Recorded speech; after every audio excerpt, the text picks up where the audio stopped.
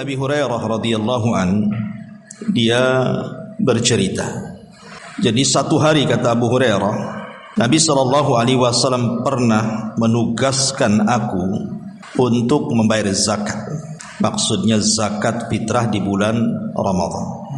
Lalu ada seseorang yang datang dan menumpahkan makanan, tiba-tiba mengambilnya. Maka aku pun mengatakan sesuatu, wallahi la arfa'annaka ila Rasulillah sallallahu alaihi wasallam.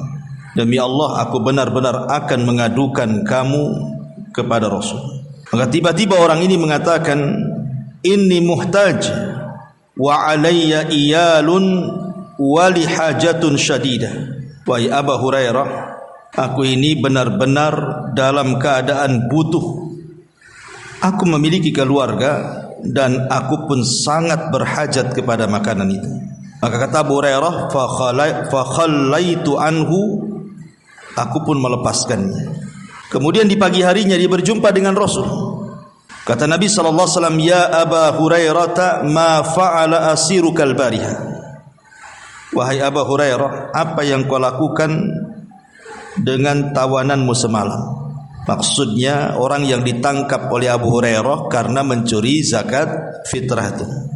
Maka Abu Hurairah mengatakan, ya Rasulullah, syaka hajatan syadidatan wa iyalan farahimtuhu.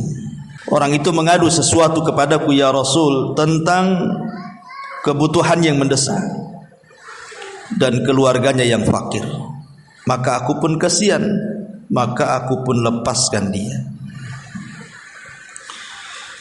Maka Nabi SAW mengatakan, amma innahu kadzabaka wa sayud. Kata Nabi SAW, ya Abu Hurairah, dia telah berdusta kepadamu dan nanti malam dia akan datang lagi. Maka kata Abu Hurairah, fa'araftu annahu sayud. Aku tahu karena Rasul sudah ngomong begitu, berarti malam ini akan datang lagi tuh. Karena Rasul sudah ngomong kayak gitu. Maka Abu Hurairah pun mulai menjaga atau berjaga-jaga di malam itu. Rupanya betul, orang yang mencuri kemarin datang pula malam ini dan sama menumpahkan zakat fitrah dan mengambil sesuatu dari makanan itu. Maka dikejar oleh Abu Hurairah, ditangkap lagi. Kemudian Abu Hurairah ngancam lagi dan mengatakan, la arfa'annaka ila Rasulillah. Sekarang kamu tidak mungkin saya lepas, saya akan laporkan kepada Rasul. Tiba-tiba orang ini mengatakan lagi, da'ni fa inni muhtaj wa alayya iyal wa la a'ud. Tolonglah Abu Hurairah, saya ini berhajat dengan makanan itu. Keluargaku miskin dan saya janji saya tidak akan kembali. Fa khallaitu sabilahu, aku pun kemudian melepaskan pencuri itu. Di pagi harinya berjumpa dengan Rasul. Rasul ngomong lagi, ya Abu Hurairah, ma fa'ala asirukal bariha. Abu Hurairah, apa yang dilakukan dengan tawananmu semalam itu? Maka Abu Hurairah mengatakan, ya Rasulullah, syaka hajatan syadidatan wa iyalan farahimtuhu fa khallaitu sabilah. Sama alasannya, wahai Rasul, dia sangat mengeluh kepadaku karena butuh sekali makanan itu dan dia punya keluarga miskin. Aku pun kasihan, akhirnya aku lepaskan lagi. Kata Nabi SAW, ama innahu qad kadzabaka wa sayud. Sebenarnya pencuri itu berdusta kepadamu, wahai Hurairah. Nanti malam pasti datang lagi. Ini ketiga kalinya berarti kan. Maka karena sudah tahu nih nanti malam akan datang, Abu Hurairah berjaga-jaga lagi. Rupanya betul datang lagi dan mencuri lagi, menumpahkan zakat fitrah, kemudian mengambil sebagian makanannya. Maka dikejar Abu Hurairah, maka ketangkap dan Abu Hurairah ngancam lagi, la arfa'annaka ila Rasulillah. Oh, enggak ada lagi. Ini sudah terakhir, kau udah 3 kali masalahnya. Saya akan laporkan kepada Rasul. Ketika kemudian sudah tidak ada ampun lagi dari Abu Hurairah bahwa dia akan melaporkan kepada Rasul. Tiba-tiba orang ini mengatakan, da'ni u'allimuka kalimatin yanfa'uka Allahu biha. Wahai Abu Hurairah, bisa enggak kau lepaskan aku? Nanti ku ajarkan kepadamu beberapa kalimat yang Allah akan memberikan manfaat kepadamu dengan kalimat yang ku ajarkan itu. Kemudian Abu Hurairah mengatakan, mahu, apa kalimat itu? Maka orang ini mengatakan, idza awaita ila firashika faqra ayatal kursi, Allahu la ilaha illa huwal hayyul qayyum hatta takhtimal ayat. Kemudian orang ini, pencuri ini mengatakan, apabila engkau beranjak ke pembaringan, kau tidak tidur, baca ayat kursi, Allahu la ilaha illa huwal hayyul qayyum, sampai selesai dia baca ayat kursi itu. Kemudian pencuri ini mengatakan, fa innaka lan yazala alayka minallahi hafidhun wa la yaqrabannaka syaitanun. Kalau engkau baca surah ayat kursi ini, maka Allah akan jaga dirimu dan tidak ada satupun setan yang dekat-dekat dengan kamu sampai waktu pagi. Maka tiba-tiba kata beliau, aku pun lepas dia. Fa khallaitu sabilah. Ketika di pagi hari, Rasul ngomong lagi, ma fa'ala asirukal bariyah. Hei Abu Hurairah, apa yang dilakukan oleh tawananmu itu? Maka dia mengatakan, ya Rasulullah, za'ama annahu yu'allimani kalimatin yanfa'unillahu biha fa khallaitu sabila. Rasul, dia mengajarkan beberapa kalimat semalam. Kata dia, kalau ku baca manfaatlah kalimat itu di sisi Allah, maka ku lepaslah dia. Maka kata Rasul sallallahu alaihi wasallam, mahi, apa kalimat yang diajarkan kepadamu itu? Maka kata Abu Hurairah, dia mengajarkan, idza awaita ila firashika faqra ayatal kursi min awwaliha hatta takhtimaha. Apabila kau beranjak ke pembaringanmu, bacalah ayat kursi dari awal sampai akhir. Kemudian dia mengatakan bahwa aku akan senantiasa dijaga Allah dan tidak didekati syaitan. Maka Nabi SAW mengatakan, amma innahu qad sadaqaka wa huwa kadzub. Abu Hurairah, kau tahu siapa dia? Dia adalah syaitan. Sadaqaka wa huwa kadzub. Untuk masalah ini benar dia, tapi dia itu pendusta. Secara umum setan itu pendusta, tapi khusus ayat kursi yang kau ajarkan, apabila di malam hari kau baca sampai subuh, Allah akan jaga dan setan tidak akan dekat, itu benar. Makanya Rasul mengatakan, sadaqaka wa huwa kadzub. Dia benar dalam masalah ini, tapi ingat, setan itu pendusta. Taibasyiral muslimat yang dimuliakan Allah Subhanahu wa taala. Ada hadis lain yang menunjukkan tentang keagungan ayat kursi ini, di mana dikisahkan dari Ubay ibn Ka'ab radhiyallahu an. Ubay ibn Ka'ab radhiyallahu an. Jadi Ubay ibn Ka'ab ini satu hari berada di masjid. Kemudian Nabi SAW datang kepada beliau menanyakan soal ayat yang paling agung dalam Quran. Kata Nabi, ya Abal Mungdir, atadri ayyu ayati min kitabillahi ma'aka a'zam. Wahai Aba Mungdir, ini kunyah daripada Ubay ibn Ka'ab. Tahu enggak ayat dalam Quran yang paling agung menurutmu? Ingat, Ubay bin Ka'ab ini sahabat yang dilebihkan dalam Quran, dan direkomendasi Rasul untuk para sahabat mengambil Quran dari dia. Ubay bin Ka'ab ini. Makanya di masa Umar, ketika Umar menghidupkan taraweh 1 bulan, yang jadi imam siapa? Ubay ibn Ka'ab. Dia mengimami manusia di masa Umar 23 rakaat. Jadi karena Rasul tahu bahwa Ubay ini dilebihkan oleh Allah dari segi Quran, makanya dia memiliki keistimewaan sampai-sampai namanya disebut-sebut di sisi Allah Subhanahu wa taala. Ketika Nabi SAW satu hari memanggil Ubay dan mengatakan, "Ya Ubay, Allah memerintahkan aku untuk membacakan kepadamu surah Al-Bayyinah." Kemudian Ubay mengatakan, "As-samanillah, apakah Allah menyebut-nyebut namaku wahai Rasul?" "Iya." Maka Ubay pun menangis saking senangnya. Kok bisa orang sepertiku disebut-sebut Allah, padahal banyak orang yang lebih utama dibandingkan aku, kata Ubay. Di sana ada Abu Bakar, Umar, Utsman, Ali, kenapa aku gitu? Ya. Sekali lagi karena dilebihkan dari Al-Quran. Makanya satu hari Rasul ketika di masjid menghampiri Ubay dan mengatakan, "Ya Abal Mungdir, wahai Abal Mungdir kunyahnya, atadri ayu ayatin minal kitabi maka Allah." Tahu enggak ayat yang paling utama dalam Quran itu?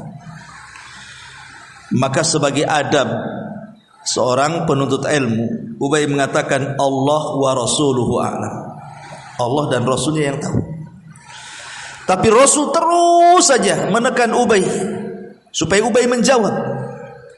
Akhirnya Ubay pun mengatakan,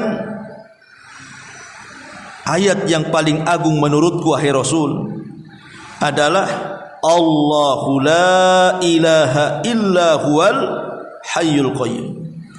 Kemudian dia membaca ayat kursi sampai selesai.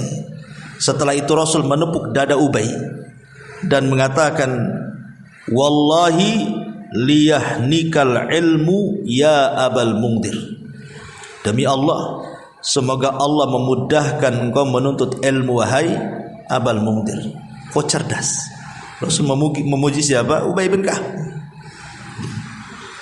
Dari dua riwayat ini kita bisa memetik faedah tentang keagungan ayat kursi.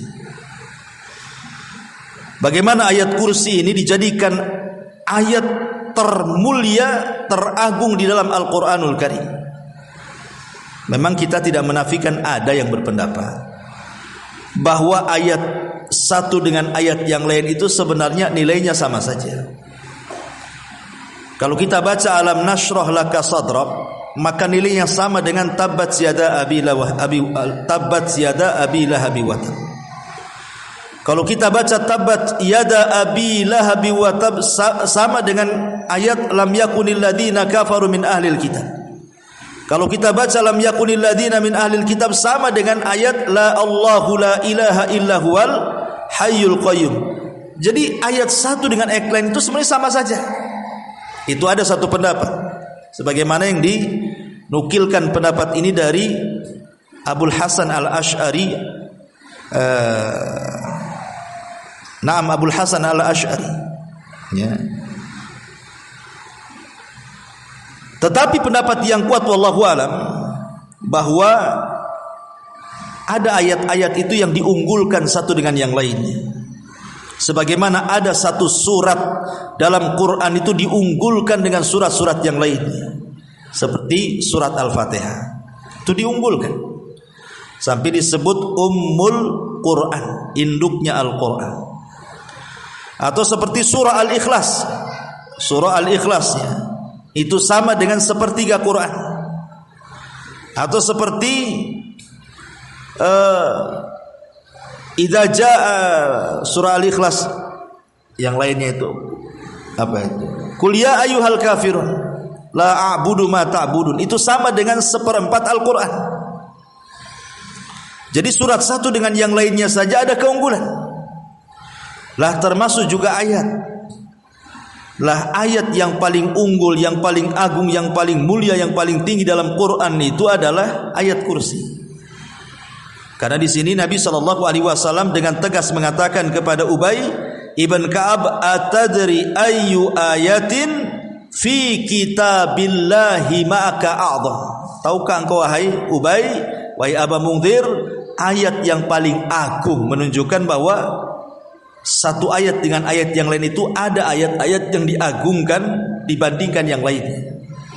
Dan tidak ada ayat yang paling mulia dalam Quran melebihi ayat kursi. Lalu apa kemuliaannya ayat kursi ini? Kenapa kemudian menjadi istimewa dibandingkan ayat-ayat yang lainnya? Dikatakan oleh Imam An-Nawawi rahimahullahu taala dalam Syarah Sahih Muslim. Beliau mengatakan, qala al-ulama innama tamayyazat ayatul kursi bikauniha a'zam lima jama'at min usulil asma'i was sifati minal ilahiyyati wal wahdaniyati wal hayati wal ilmi wal maliki wal qudrati wal iradati wa hadhihi as-sab'atu usul al asma'i was sifat. Kata Imam Nawawi dalam kitab Syarah Muslimnya, dia mengatakan, kenapa ayat kursi itu diunggulkan dari ayat-ayat yang lain? Karena dalam ayat kursi ini terkumpul padanya sumber-sumber nama-nama dan sifat. Sumber-sumber nama-nama dan sifat ketuhanan, al-ilahiyah, ketuhanan yang menunjukkan keesaannya, yang menunjukkan hidupnya Allah Azza wa Jalla, pengetahuannya Allah, kekuasaannya Allah, kehendaknya Allah. Dan ini merupakan keistimewaan besar yang tidak ada pada ayat yang lain. Karena di situ ada usul asma dan sifat itu. Dalam ayat ini tidak ada, hanya ada di ayat kursi. Dan ayat kursi ini sebagai jawaban orang yang bertanya, siapa Tuhan? Kalau ibu ditanya, siapa Tuhan ibu? Maka jawabannya, Allahu la ilaha illa huwal hayyul qayyum, sampai selesai. Itulah Allah. Itulah Allah disebutkan dalam 10 poin dalam ayat kursi itu. Ma'asyiral muslimat yang dimuliakan Allah Subhanahu wa taala. Apa 10 poin itu? Karena begini ya, syaraful ilmi ala syarafil ma'lum. Mulianya sebuah ilmu itu kan ditentukan ilmu yang dipelajari. Dan tidak ada ilmu yang lebih mulia dipelajari kecuali yang berkaitan dengan tauhid. Dan ayat kursi ini bicara tauhid dari awal sampai akhir. Makanya mulia sekali karena isinya adalah pengenalan kita terhadap tauhid, tauhidullah azza wa jalla. Secara singkat kita baca tafsirnya saja, singkat-singkat saja karena waktu juga. Allah Subhanahu wa taala mengatakan, a'udzu billahi minasyaitonir rajim, bismillahirrahmanirrahim. Allahu la ilaha illa huwal hayyul qayyum, la ta'khudhuhu sinatun wa la nawm, lahu ma fis samawati wa ma fil ardh. Man dzalladzi yashfa'u indahu illa bi'idnihi, ya'lamu ma baina aydihim wa ma khalfahum, wa la yuhituna bi syai'in min ilmihi illa bima syaa', wasi'a kursiyyuhus samawati wal ard, wa la ya'udzuhu hifdzuhuma wa huwal aliyyul azim. Di sini ada 10 pembahasan. Semua bicara soal tauhid. Yang pertama, Allah Subhanahu wa taala mengatakan, Allahu la ilaha illahu. Allah, dialah yang tidak ada sesembahan yang berhak disembah kecuali Dia. Kalimatut tauhid yang biasa kita baca adalah la ilaha illallah. Allah dibelakangkan. Tapi dalam ayat kursi Allah dikedepankan. Allahu la ilaha illahu. Yang sering kita baca la ilaha illallahu, kan begitu. Sebenarnya sama saja. Mau Allah dikedepankan, mau Allah dikebelakangkan, karena inti kalimat la ilaha illallah adalah harus mencakup 2 rukun. Pertama, rukun penafian, peniadaan. Yang kedua, rukun al-isbat, rukun penetapan. Harus ada yang dibuang, harus ada yang ditetapkan. Itulah tauhid. La ilaha itu peniadaan. Tidak ada sesembahan yang berhak disembah, maka semua sesembahan yang tidak berhak disembah campakkan semuanya. Semua Molata, Uzza, Manat, Hubal, gunung, sungai, rawa, terserah. Apapun disembah selain daripada Allah, campakkan semuanya. Kemudian illallah, tetapkan hanya Tuhan yang berhak disembah, itu hanya Allah saja. Nah di sini juga sama. Di sini tetapkan dulu Allahu, Allah berhak disembah. Kemudian la ilaha illahu. Kemudian setelah adanya penetapan baru pembuangan. Kalau la ilaha illallah kan dibuang dulu baru ditetapkan. Di sini tidak ditetapkan dulu baru adanya pembuangan.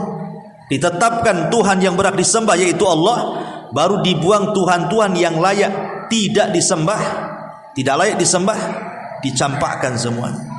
Itulah tauhid, hanya menetapkan satu Tuhan. Ma'asyiral muslimat yang dimuliakan Allah Subhanahu wa taala, bicara kalimat la ilaha illallah.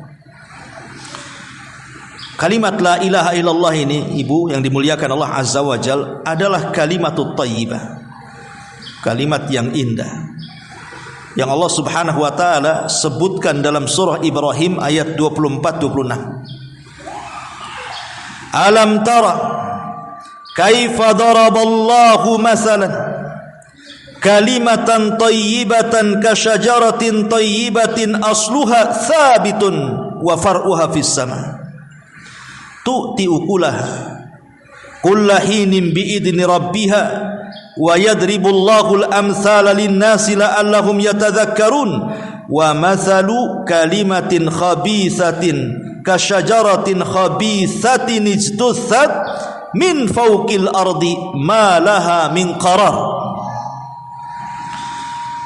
Tidakkah kamu perhatikan bagaimana Allah telah membuat perumpamaan kalimat yang baik, maksudnya kalimat la ilaha illallah. Lihat bagaimana Allah membuat perumpamaan kalimat la ilaha illallah itu seperti pohon yang sangat baik. Akarnya teguh, maksudnya menancap ke bumi, tidak goyang, dan cabangnya menjulang ke langit. Pohon itu memberikan buahnya pada setiap musim dengan izin Allah. Allah membuat perumpamaan-perumpamaan itu untuk manusia supaya mereka selalu ingat. Maknanya apa? Maknanya ketika Allah Subhanahu wa taala memperumpamakan kalimatut tauhid, kalimat la ilaha illallah, itu diumpamakan dengan syajarah yang baik, pohon yang baik. Pohon yang baik itu seperti apa, Bu? Akarnya nancap ke tanah dan tidak bergoyang. Kemudian batangnya menjulang ke langit dan tidak roboh. Kemudian dipenuhi dengan buah-buahan yang selalu diambil setiap musimnya dan menjadi manfaat bagi manusia. Itulah tauhid. Itulah tauhid kata para ulama. Tauhid ini diumpamakan dengan pohon, maksudnya kenapa Allah Subhanahu wa taala mengumpamakan dengan pohon? Yang dimaksud pohon di sini kata para ulama, akarnya teguh, artinya kalimat la ilaha illallah itu akarnya teguh. Kalau orang sudah mengucapkan kalimat la ilaha illallah dan dia paham dengan maknanya, maka dia akan teguh hidupnya, tidak akan goyang. Orang kalau bertauhid, Bu, nggak akan goyang kiri kanan, karena dia tidak mungkin menyandar kecuali kepada Allah. Dia tidak akan punya rasa takut, karena dia takutnya hanya kepada Allah Azza wa Jalla. Dia tidak akan mengeluh, karena dia sudah ada tempat keluhan Allah Azza wa Jalla. Dia tidak akan bersandar, karena sudah ada tempat bersandar kepada Allah Azza wa Jalla, zat yang maha kaya, yang maha kuat, yang maha perkasa, yang maha segala-galanya.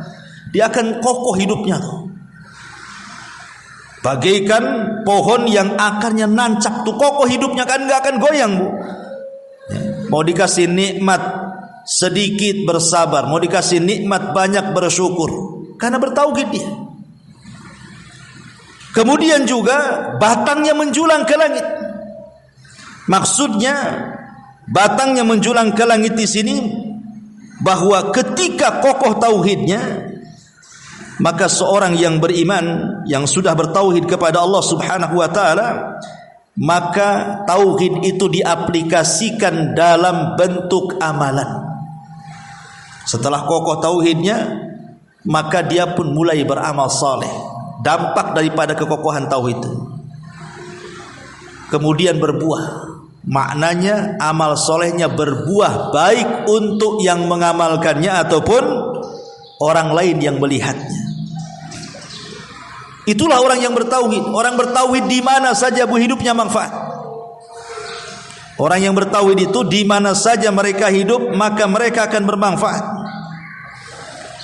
Makanya kenapa Nabi SAW mempermisalkan seorang mukmin itu seperti pohon kurma. Perhatikan sebuah hadis yang dikeluarkan Imam Bukhari.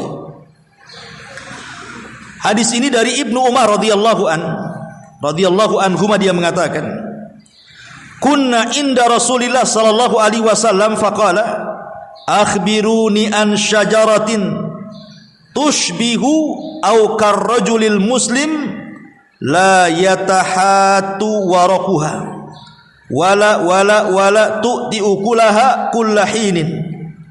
Qala Ibnu Umar fa waqa'a fi nafsi annaha nakhla wa ra'aitu Aba Bakrin wa Umar la yatakallamani fakarihtu an atakallam falamma lam yaqulu syai'an qala Rasul sallallahu alaihi wasallam hiya an-nakhlah falamma qumna qultu li Umar ya abata wallahi laqad kana waqa'a fi nafsi annaha nakhlah qala ma manaka an tukallim qala lam arakum tatakallamun fakarihtu an atakallam aw aqulu syai'an qala Umar la an takuna qultaha ahabbu ilayya min kada wa kada. Kata Abdullah ibn Umar, ini kan Ibnu Umar masih kecil waktu itu, masih kecil. Kemudian Rasul membuat majelis. Dalam majelis itu sahabatnya banyak, ada Abu Bakar, ada Umar, orang-orang tua banyak. Lah Ibnu Umar itu masih kecil, hadir di majelis itu. Kemudian Rasul memberikan pertanyaan, ceritakan kepadaku tentang pohon yang menyerupai seorang mukmin. Tahu enggak pohon yang menyerupai seorang mukmin itu?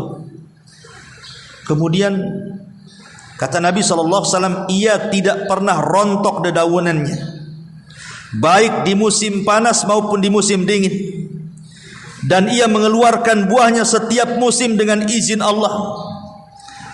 Ibnu Umar mengatakan, lalu terbentik dalam hatiku, jangan-jangan pohon kurma itu. Masalahnya aku melihat Abu Bakar dan Umar kok tak jawab, diam saja. Aku pun malulah menjawab karena masih kecil masalahnya. Tiba-tiba Rasul mengatakan, kalian tidak tahu?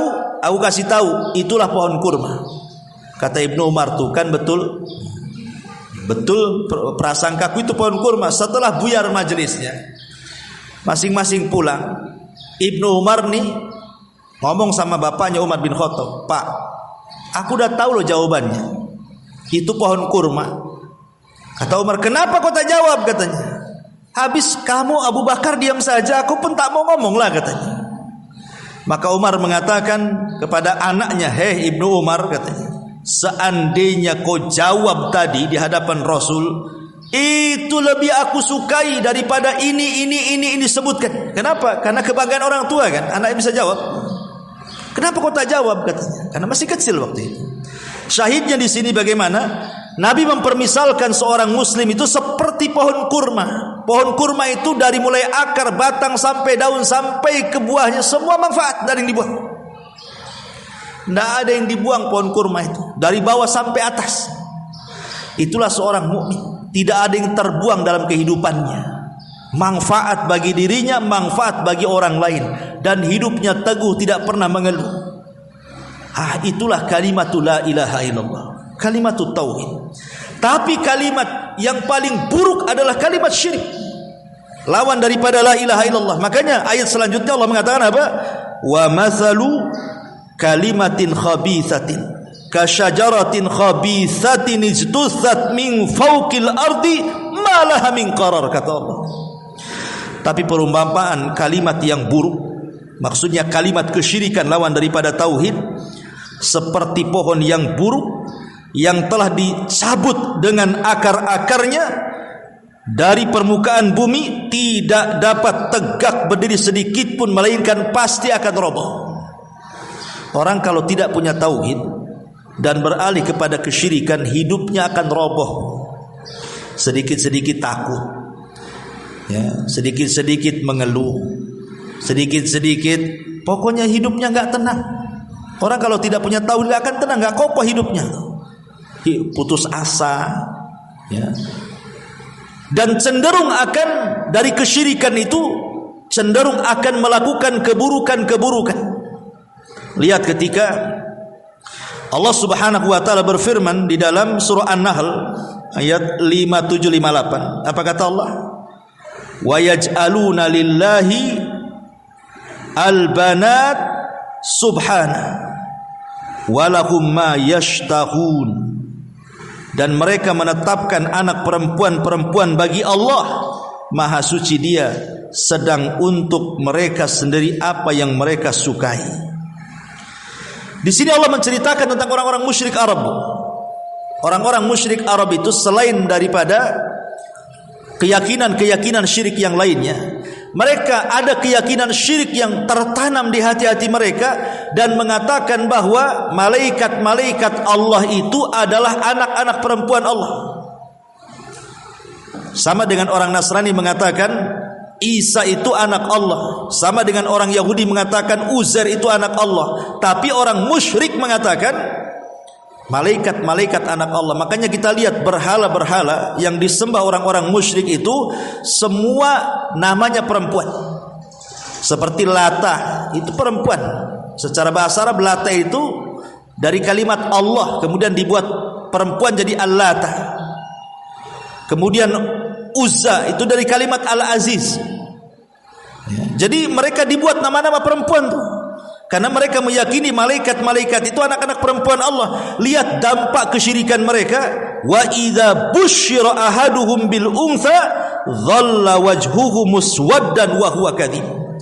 Dan apabila seorang dari mereka diberi kabar dengan kelahiran anak perempuan, hitamlah, merah padamlah muka mereka, dan dia sangat marah. Lihat, kalau akidahnya sudah rusak, lari ke akhlak juga rusak. Orang-orang Arab tuh tidak suka kalau punya anak perempuan, langsung dikubur hidup-hidup. Ya. Lah akhlak-akhlak seperti ini muncul dari keyakinan kesyirikan tadi. Beda kalau orang bertauhid akan melahirkan akhlak-akhlak yang baik. Tapi kalau syirik akan melahirkan akhlak-akhlak yang tidak baik. Seperti contohnya di sini. Ya. Dan begitu seterusnya. Makanya kemudian Allah permisalkan seperti pohon buruk yang akarnya sudah tercabut dari bumi, sewaktu-waktu bisa tumbang. Nah, itulah kalimat tauhid. Kalimat la ilaha illallah seperti pohon yang baik yang akarnya menancap di bumi, batangnya menjulang ke langit, dan buahnya bermusim setiap musim. Artinya semua manfaat kehidupannya, dan akan teguh, akan kekar, dan tidak mungkin goyah kehidupannya. Itulah fungsinya belajar tauhid itu, Bu, untuk supaya memantapkan hidup. Ini yang pertama, Bu, kalimat la ilaha illallah. Allahu la ilaha illahu, dan faedah la ilallah sudah sering saya jelaskan. Diutusnya para rasul, diturunkannya kitab-kitab, bahkan tegaknya langit dan bumi, bahkan orang dimasukkan ke dalam sorga, disyariatkan jihad, dan begitu seterusnya, tidak bisa kecuali dengan kalimat la ilaha illallah. Ini yang pertama. Kemudian yang kedua, Allahu la ilaha illa huwal hayyul qayyum. Al-hayyu al-qayyum. Al-hayyu al-qayyum, kalimat al-hayyul, yang maha hidup. Nama Allah al-hayyu, hidup, ini merupakan sumber semua nama-nama Allah selain daripada kepada Allah. Kan Allah itu kan nama yang semua nama lain tertuju kepada Dia. Makanya tidak boleh kita mengucapkan la ilaha illar rahman, la ilaha illal aziz, tidak boleh. Harus la ilaha illallah. Kenapa? Karena Allah itu semua nama dan sifat tertuju ke situ. Kenapa tidak boleh la ilaha illar rahman? Karena di masa jahiliyah, orang-orang musyrik itu mereka menganggap si nabi palsu Musailamah al-Kadzdzab itu sebagai Rahmanul Yamamah. Itu Rahmannya orang-orang Yamamah katanya.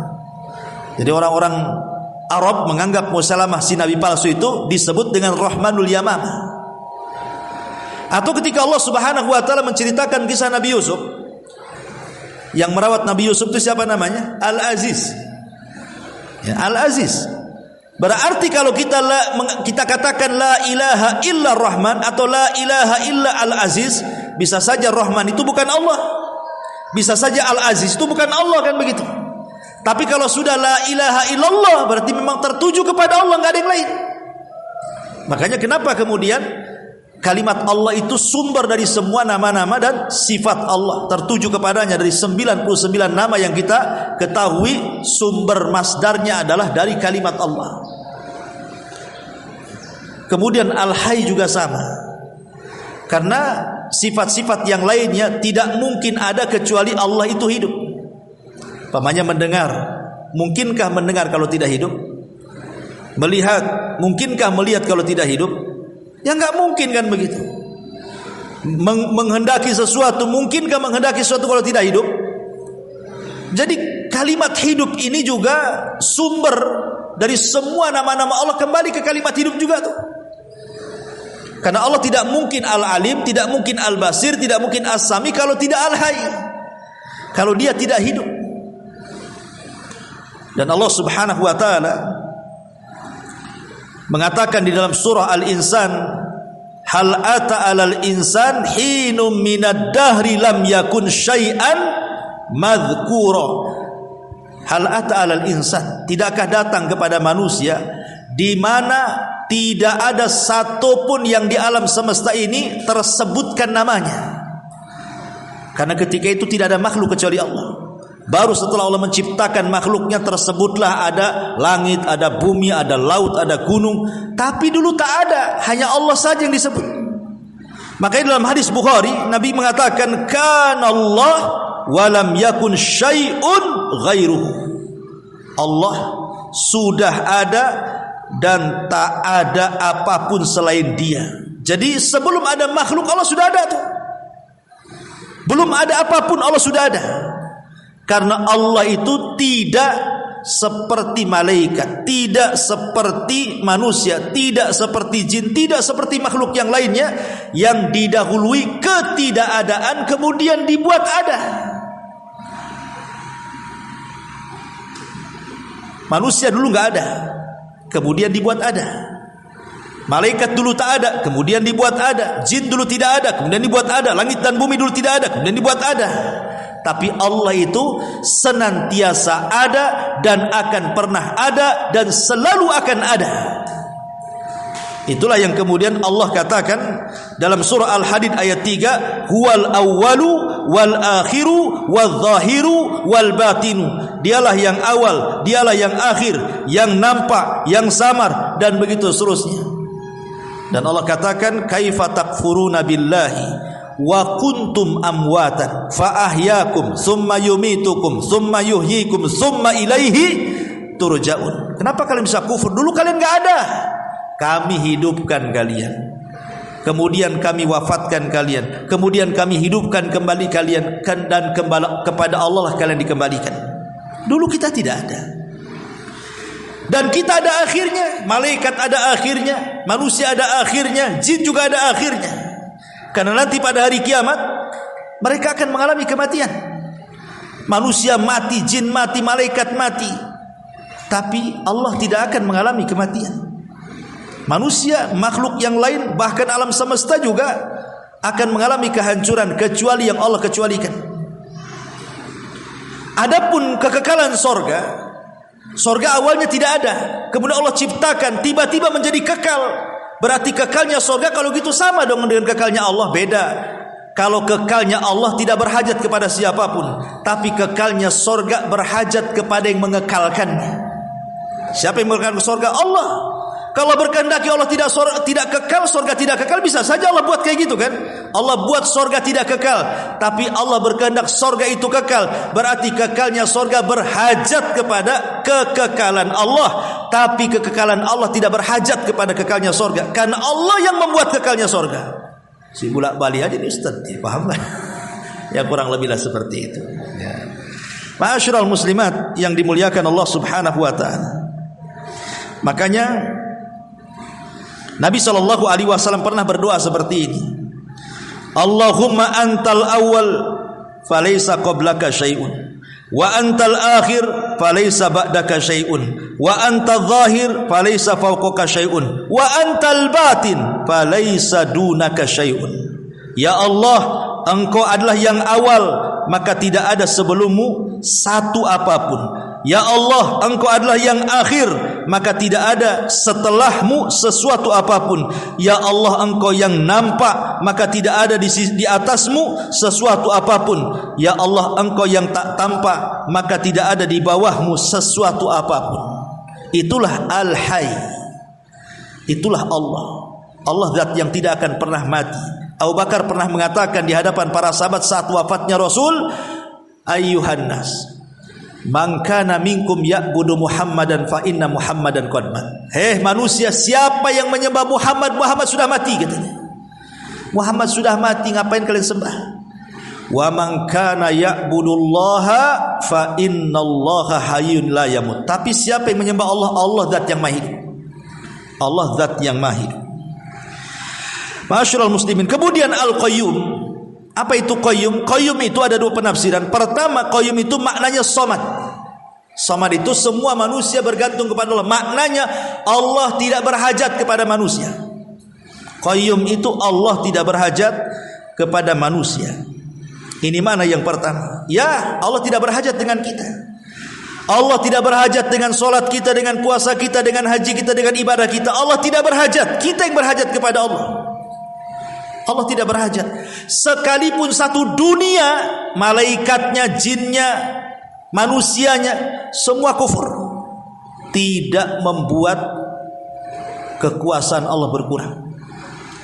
Ataupun sebaliknya, kalau semua malaikatnya, jin dan manusianya beriman, tidak pula menambah kekuasaan Allah sedikit pun. Allah tidak berkurang karena kemaksiatan makhluknya, dan Allah tidak lebih gara-gara keimanan makhluknya, karena Allah tidak berhajat. Allah nggak butuh dengan kita. Itu makna somad. Makna Al-Qayyum. Makna yang kedua, dan ini yang dikuatkan banyak para ulama, makna Al-Qayyum itu artinya Allah mampu memberikan semua hajat makhluk-makhluknya. Kalau satu dunia berkumpul di satu tempat, kemudian masing-masing meminta disesuaikan dengan permintaannya. Yang satu mengatakan, ya Allah saya minta mobil. Yang satu mengatakan, ya Allah saya minta minta rumah. Yang satu mengatakan, saya minta sembuh, saya minta ini, saya minta kaya. Macam-macam lah disebutkan. Satu dunia kalau seandainya mereka meminta kepada Allah, kalau mereka sa'aluni kulla mas'alatin, meminta kepadaku semua masalahnya, satu dunia itu. Apa kata Allah Subhanahu wa taala dalam hadis kursi itu?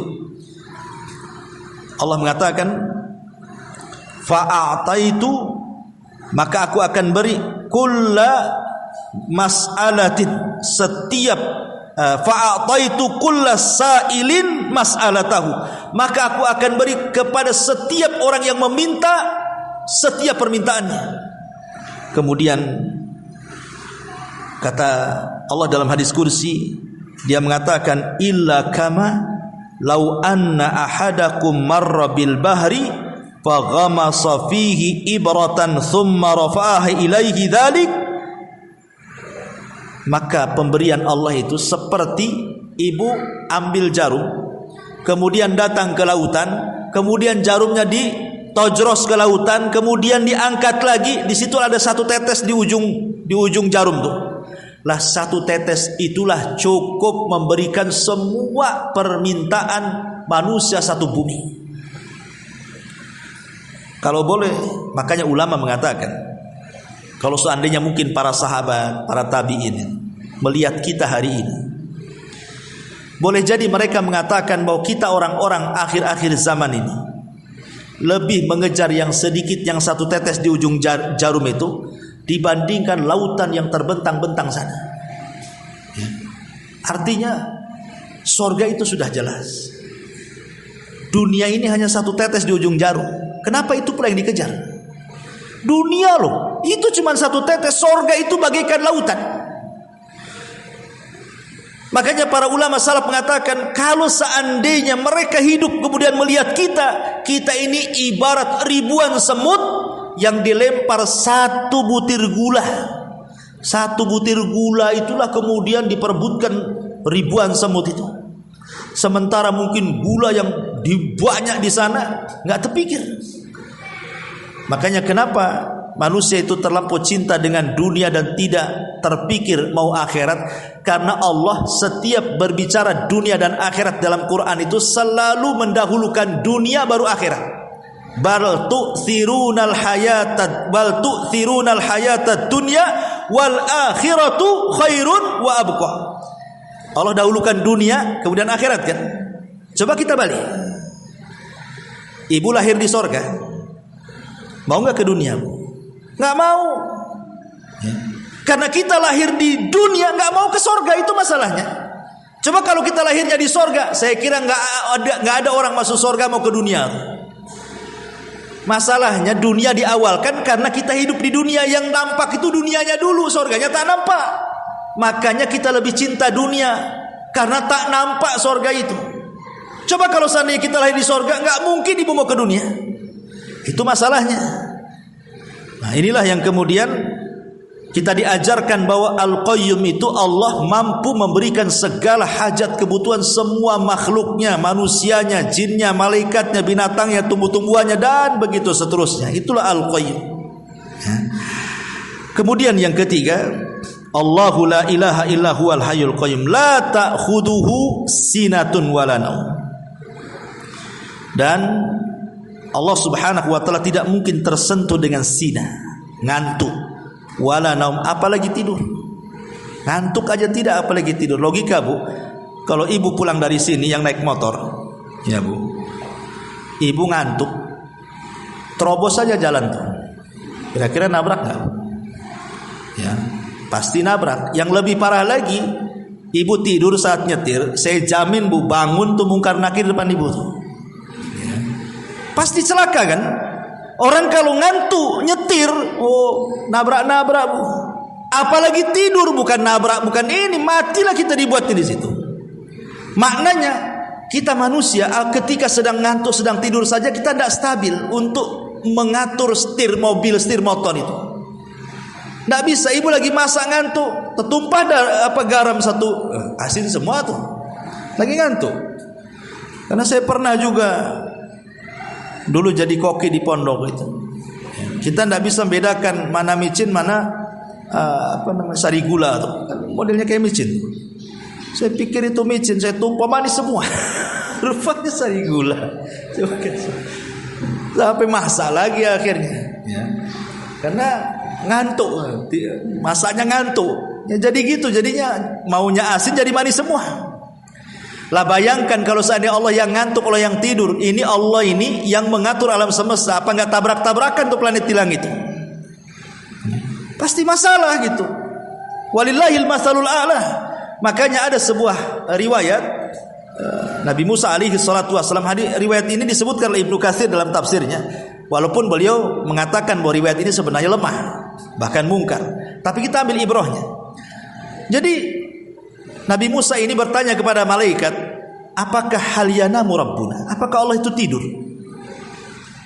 Jadi malaikat diutus oleh Allah Azza wa Jalla untuk membawa dua bejana. Disuruh Nabi Musa memegang dua-duanya, suruh berdiri lama. Kemudian setelah berdiri lama, bejana itu diberikan air. Jadi satu mangkok taruh sini, satu mangkok taruh sini, kemudian dikasih air, agak berat sedikit. Kemudian Musa disuruh begini terus-terusan. Kata Musa, sampai kapan wahai malaikat? Sudah kau berdiri saja seperti itu. Akhirnya lama berdiri, ngantuk Musa itu. Ketika ngantuk, satu bejana sebelah kiri tumpah. Karena ngantuk. Tinggal satu, dia berusaha pokoknya, akhirnya tertidur, tumpah dua-duanya. Nah, itulah kalau ngantuk sama tidur. Ngantuk saja pecah, apalagi tidur. Ya. Seolah-olah ini Allah ingin mengatakan kepada Musa, ya Musa, kalau aku ngantuk, apalagi tertidur, sama kayak gitu tuh kejadiannya tuh. Kau pegang mangkok, kau jatuh satu, tidur jatuh dua-duanya. Hancurlah alam semesta ini. Allah tidak pernah tersentuh ngantuk apalagi tidur.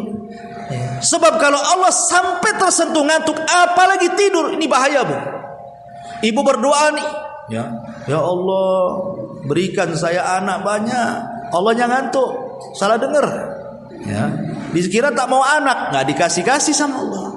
Namanya orang ngantuk, salah dengar. Apalagi lagi tidur, ibu berdoa tengah malam, Allahnya lagi tidur. Ya orang tidur nggak tahu ibu minta apa kan? Kok nggak dikabul-kabulkan ini? Nah, ini kan masalah jadinya. Dan makanya kemudian sifat ngantuk dan tidur itu tidak sempurna bagi Allah. Dan itu hanya sempurna bagi makhluk. Makhluk itu terbalik. Kalau tidak ngantuk, tidak tidur, nggak sempurna, pasti wajib ke rumah sakit beli obat ngantuk. Itu manusia. Coba saja, Bu, 5 hari ibu tak tidur, pasti ke rumah sakit, minta obat tidur. Ya. Tapi Allah itu berbeda sifatnya dengan kita. Sifat Allah itu sempurna. Justru tidak ngantuk, tidak tidur bagi Allah sempurna, tapi bagi kita tidak sempurna makhluk. Nah, makanya disebut Allah mengatakan tidak sinatun, tidak juga naum. Kemudian Allah mengatakan selanjutnya Hayyul Qayyum la ta'khudhuhu sinatun wala naum. Nah, itu sudah keempat ya. Allahu la ilaha illahu al-hayyul qayyum la ta'khudhuhu sinatun wala naum lahu ma fis samawati wa ma fil ardh. Bagi Allah kepunyaan langit dan bumi. Ma'asyiral muslimat yang dimuliakan Allah Azza wa Jalla. Walillahi ma fis sama. Walillah, li di sini kata ulama tafsir sepakat bahwa di sini lil milki. Artinya li yang memiliki makna semua langit dan bumi itu kepunyaan Allah. Tidak ada secuil di langit dan bumi itu Allah berserikat dengan makhluknya. Tidak ada. Langit dan bumi itu mutlak kepunyaan Allah. Tidak ada secuil yang di alam semesta ini kecuali milik Allah. Kita tidak berserikat sedikit pun di situ. Sampai kita sendiri milik Allah. Badan ibu itu milik Allah. Makanya tidak boleh ibu potong jari itu. Kan itu bukan milik ibu. Umpamanya ambil pisau kemudian dipotong satu ruas, nggak boleh, berdosa, Bu. Kita memotong jari kita ini bukan jari kita milik kita, milik Allah. Berarti zalim kepada Allah Azza wa Jalla memotong jari kita. Karena semua milik Allah. Pertanyaannya, kenapa Allah Subhanahu wa taala menciptakan langit dan bumi? Apa hikmahnya? Buat apa Allah menciptakan langit dan bumi itu? Maka Allah Subhanahu wa taala sebutkan hikmah di balik penciptaan langit dan bumi. Ibu perhatikan surah An-Najm 31. Walillahi ma fis samawati wa ma fil ard liyazziyal ladzina asa'u bima amilu wa yazziyal ladzina ahsanu bil husna. Dan dialah Allah yang memiliki semua yang ada di langit dan semua yang ada di bumi. Untuk apa? Liyazziyal ladzina asa'u bima amilu. Agar Allah Subhanahu wa taala memberi balasan kepada orang-orang yang berbuat jahat, dan agar Allah memberikan balasan kepada orang-orang yang berbuat baik dengan pahala yang baik. Jadi diciptakan langit dan bumi itu untuk memberikan pelajaran kepada manusia, menguji manusia, agar ketika kita berhadapan dengan Allah, Allah tahu siapa yang baik, siapa yang tidak baik. Bu, kalau ibu menatap ke langit, dari langit pertama sampai ke arsy sana, di langit itu isinya apa sih? Isinya malaikat semua, Bu. Di langit pertama, kedua, ketiga sampai ke arsy itu semua isinya malaikat. Pertanyaannya, malaikat berbuat dosa? Tidak ada. Di langit itu tidak ada dosa, Bu. Pernah terjadi 2 kali dosa. Pertama, Adam memakan buah larangan. Kedua, iblis yang tidak mau sujud, itu saja. Selepas itu tidak ada dosa di langit. Tapi kalau lihat ke bumi, Masya Allah, Semua dosa ada, lengkap.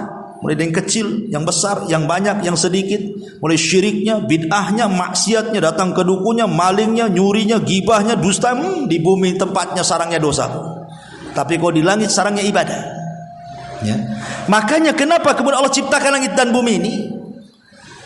Sebuah kaidah yang disebutkan para ulama, lan tuta'a illa biidni wa lan tuqsa illa biilmi. Allah itu tidak ditaati kecuali karena izinnya, dan Allah tidak dimaksiati kecuali dengan pengetahuannya. Ada yang mengatakan Allah tidak ditaati kecuali dengan izinnya, dan tidaklah Allah dimaksiati kecuali dengan ilmunya. Apa maknanya? Ya. Tidak ditaati kecuali dengan izinnya, tidak dimaksiati kecuali dengan ilmunya. Karena beda antara taat dan maksiat itu. Kalau kita berbuat taat, sholat, zakat, puasa, haji, kita ini belum tahu apakah dengan sholat kita, zakat kita, puasa kita dapat izin masuk surga. Kan belum tentu, Bu. Ya, sholat kita apa ibu tahu sholat ibu diterima? Kan nggak tahu. Kita berusaha saja sholat, mudah-mudahan diterima. Ibu datang ke sini apa dapat pahala? Mudah-mudahan dapat pahala. Karena kan niat orang sholat itu kadang-kadang ada riya, ada yang sum'ah, ada macam-macam kan.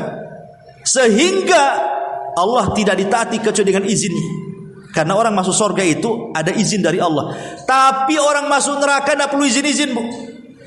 Ya. Orang masuk neraka itu tidak perlu izin-izin. Ibu nih umpamanya gibah, harusnya kan gibah dosa masuk neraka. Berarti kalau saya gibah saya izin dong masuk neraka. Tidak perlu izin masuk neraka tuh. Langsung jebloskan aja ke situ. Makanya Allah tidak ditaati kecuali dengan izinnya. Karena orang masuk surga itu harus izin dulu. Kalau tidak ada izin, tidak mungkin kita masuk surga. Tapi kalau dimaksiati Allah itu karena pengetahuan. Karena kita tahu maksiat itu jahat, tidak boleh. Ya. Makanya kenapa kemudian langit dan bumi diciptakan ini untuk supaya kita menjadi taat kepada Allah. Dan begitu seterusnya, bukanlah.